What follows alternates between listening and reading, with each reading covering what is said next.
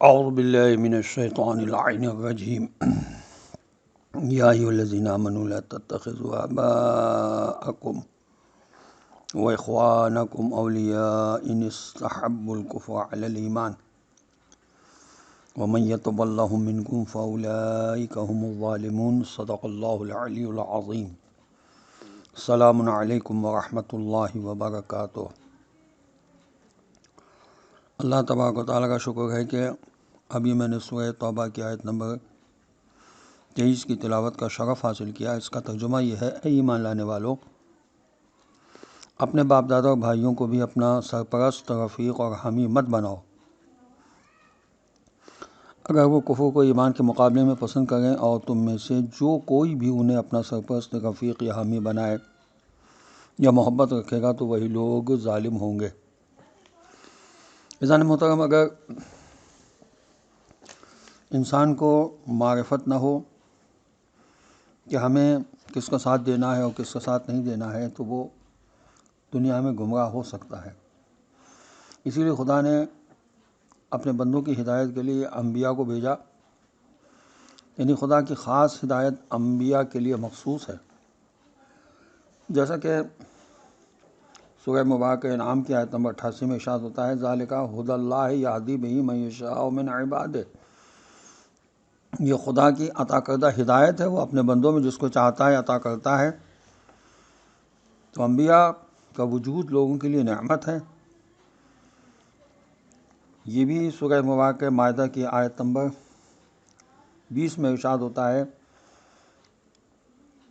اذکروا نعمت اللہ علیکم اذ جعل فیکم انبیاء۔ حضرت موسیٰ علیہ السلام نے فرمایا جو تم پر نعمتیں نازل ہوئی ہیں ان سب کو یاد کرو کہ اللہ نے تم میں کچھ کو رسول بنایا۔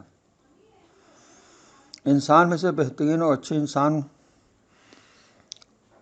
کو اللہ نے انبیاء کا رتبہ دیا، جیسا کہ سورہ مبارکہ صاد کی آیت نمبر 48 میں ارشاد ہوا: وَاذْكُرُوا عِبَادَنَا ابراہیم واسحاق ویعقوب، اور آخر میں ارشاد ہوا: وَإِنَّهُمْ عِندَنَا لَمِنَ الْمُصْطَفِينَ الْأَخْيَارِ وَاذْكُرْ إِسْمَاعِیلَ وَالْيَسَعَ وَذَا الْكِفْلِ وَكُلٌّ مِّنَ الْأَخْيَارِ۔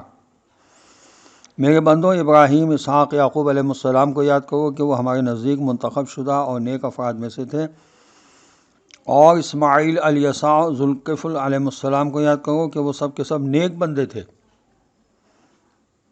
انبیاء جو ہیں وہ لوگوں کے اعمال کے گواہ بھی ہوں گے۔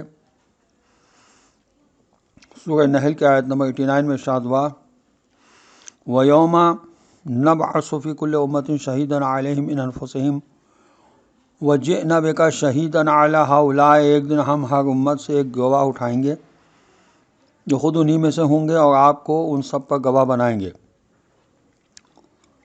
انبیاء علیہ السلام صاحب صبر و یقین ہوتے ہیں۔ سورہ سجدہ کی آیت نمبر 34 میں ارشاد ہوتا ہے: وَجَعَلْنَا مِنْهُمْ أَئِمَّةً يَهْدُونَ بِأَمْرِنَا لَمَّا صَبَرُوا وَكَانُوا بِآيَاتِنَا يُوقِنُونَ۔ ہم نے انہی میں سے امام و رہبر بنائے جو ہمارے امر کی طرف لوگوں کی ہدایت کرتے ہیں، یہ صرف اس لیے کہ انہوں نے صبر کیا اور وہ ہماری آیات پر یقین رکھتے ہیں۔ انبیاء علیہ السلام و خدا کی راہ میں شہادت کے جذبے کے بارے میں سورہ آل عمران کی آیت نمبر 31 ہے۔ ارشاد رب العزت ہوتا ہے: ان الذین یکفرون بآیات اللہ ویقتلون النبیین بغیر حق۔ بے شک جو لوگ اللہ کی آیات کا انکار اور انبیاء علیہ السلام کو ناحق قتل کرتے ہیں۔ انبیاء علیہ السلام کا غیر خدا سے خوف نہ کھانا، اس کا ذکر سورہ احزاب کی آیت نمبر 39 میں ہوا: الذین یبلغون رسالات اللہ ویخشونہ ولا یخشون احدا الا اللہ۔ جو لوگ پیغام خدا کو پہنچاتے ہیں وہ خدا سے ڈرتے ہیں اور اس کے سوا کسی سے نہیں ڈرتے۔ انبیاء علیہ السلام اہل سجدہ اور گریہ کرنے والے ہوتے ہیں۔ سورہ مبارکہ صاد کی آیت نمبر 46 میں ارشاد ہوتا ہے: انا اخلصناہم بخالصۃ ذکر الدار۔